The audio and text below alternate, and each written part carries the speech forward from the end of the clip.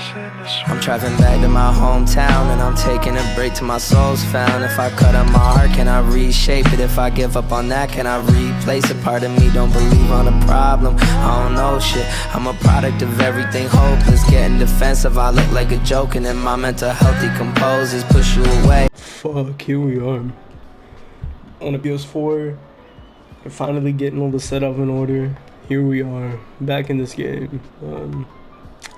We're gonna have to do a new game, right? Yeah. New game. I'm gonna record a little video, probably like 20 minutes, just like the first part of this game, because we're revisiting it. I'm gonna take my time with it. So hopefully you guys do enjoy as much as I'm going to enjoy. Campo Santo presents UC Julia. She's about your age, late 20s, laughing with the well-dressed professors and grad students from the nearby CU Boulder. You, Henry, are out drinking with your pals. You approach her. Love this fucking game. You're drunk. You're pretty. I feel like there's something I would say. I'm not gonna lie. You're pretty. She says coldly. You are not. You are a future hangover. What? You reply, confused. Someone should buy you a cheeseburger, she says. She flies down a week later. You are Julia's boyfriend. That's kind of a cool way. That's a cute way to meet.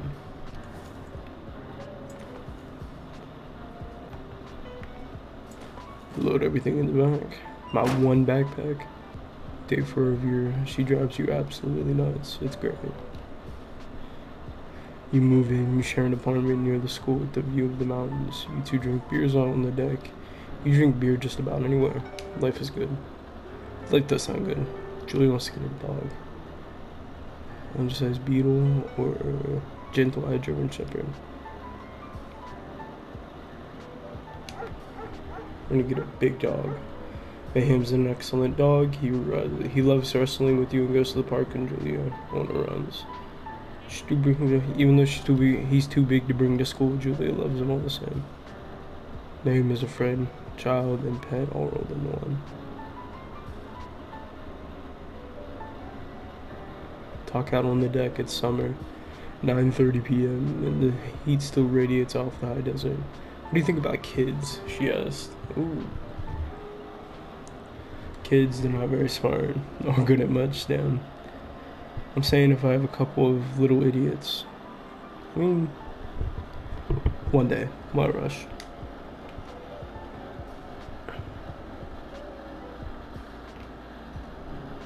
She looks away towards the mountains. We have plenty of time, right? Speak for yourself, mister. Don't worry.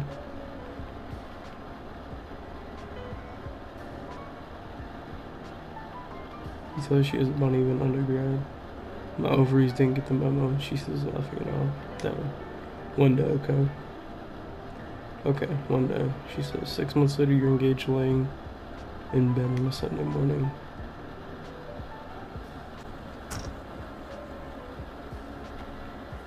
Here we are.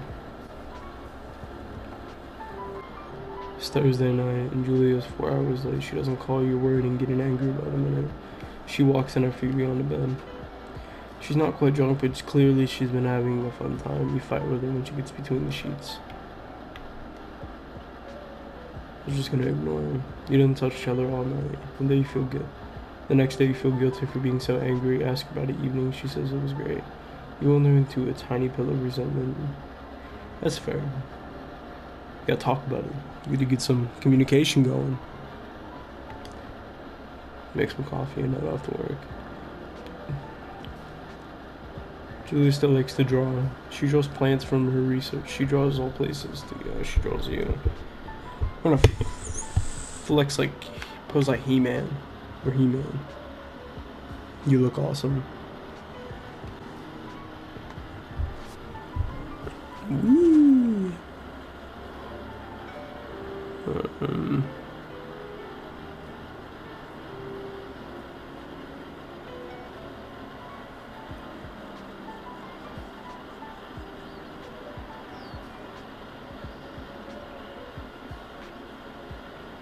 There we go.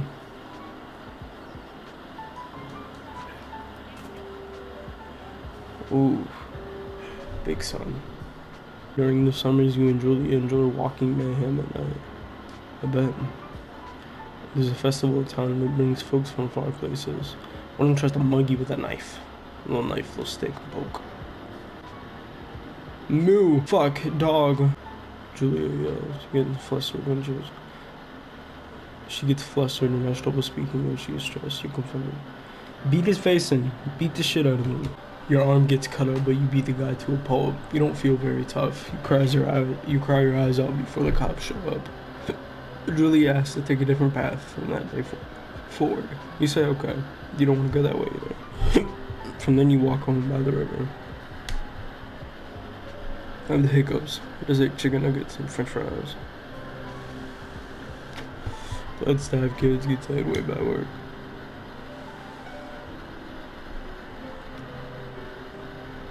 She gets a job offered at Yale. It's in Connecticut, 2,000 miles away.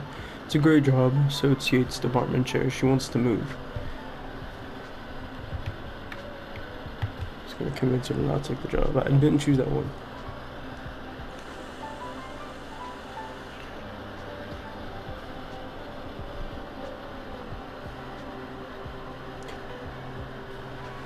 She decides not to take it. I didn't take this one last time.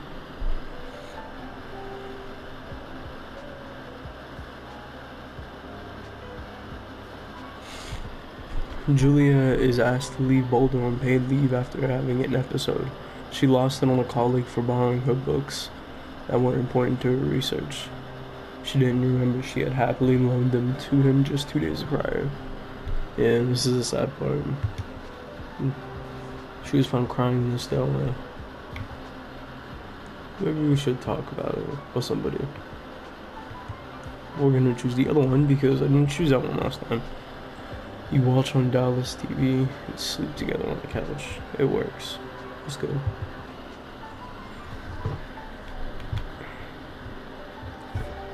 Oh, it's this part.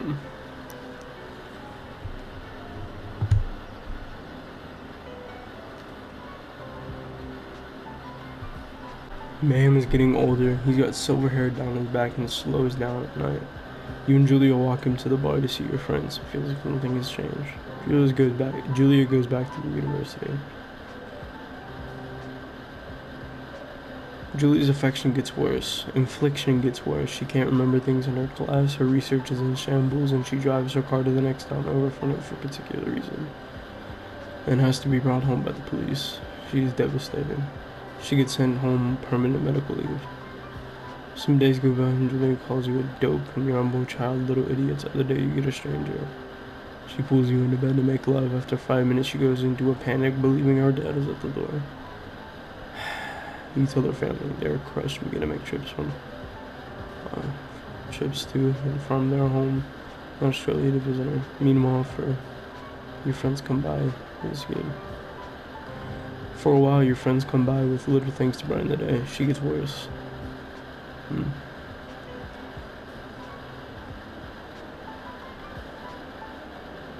You spend your days following Julia around the house. You count the seconds between the 2 weekly visits from Daniel, the nurse.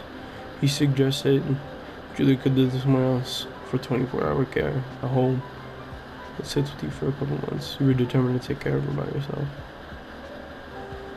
Ooh, dear. Hello, dear. Don't run away from me. You bitch. No.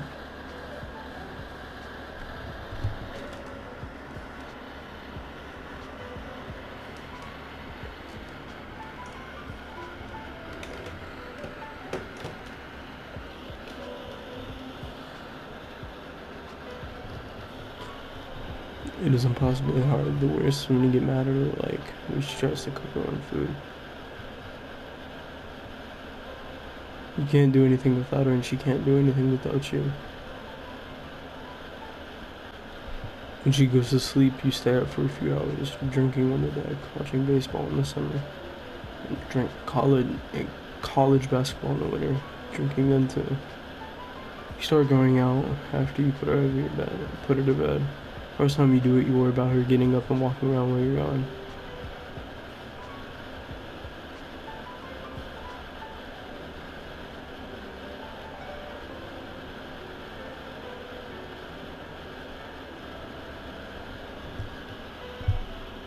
You go to the same bar at the boring end of Pearl Street. It's nice there. Over time you tell Sheila, the bartender, everything. It's a huge weight off. You're home in a bed by 1 a.m. a couple nights a week. You look forward to those nights. One day you were stopped at a DUI checkpoint. You blow a .10 and you are taken to jail for the night. You consider trying to hide it, but you tell your sister-in-law Suzanne. Julia's parents are in the next plane from Australia. They can't believe the state of your house is in. When they tell Julia is coming to live with them, you don't argue. You say you'll visit soon. Weeks go by. Summer's coming and you see an ad in the paper for a job. You take it. This shit about to take the fuck off, bro. Here we are.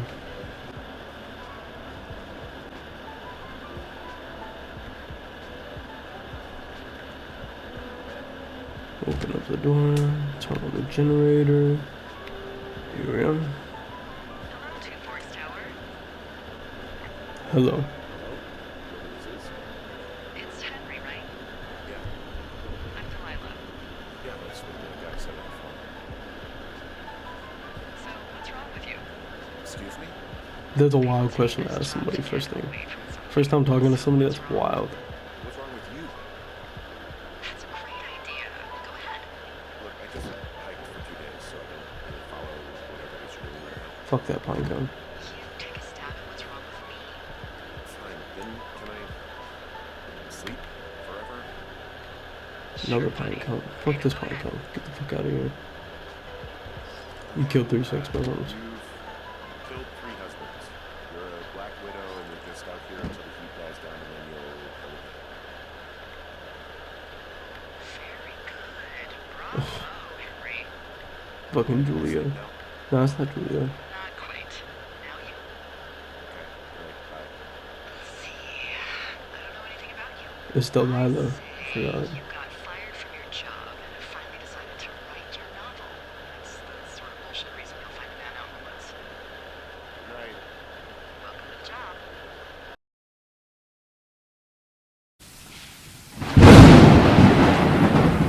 I know you'd rather shut me down than ever try to handle this. You're the flawless system that I'm managing, but what's the point of that when you're perfection and I'm panicking?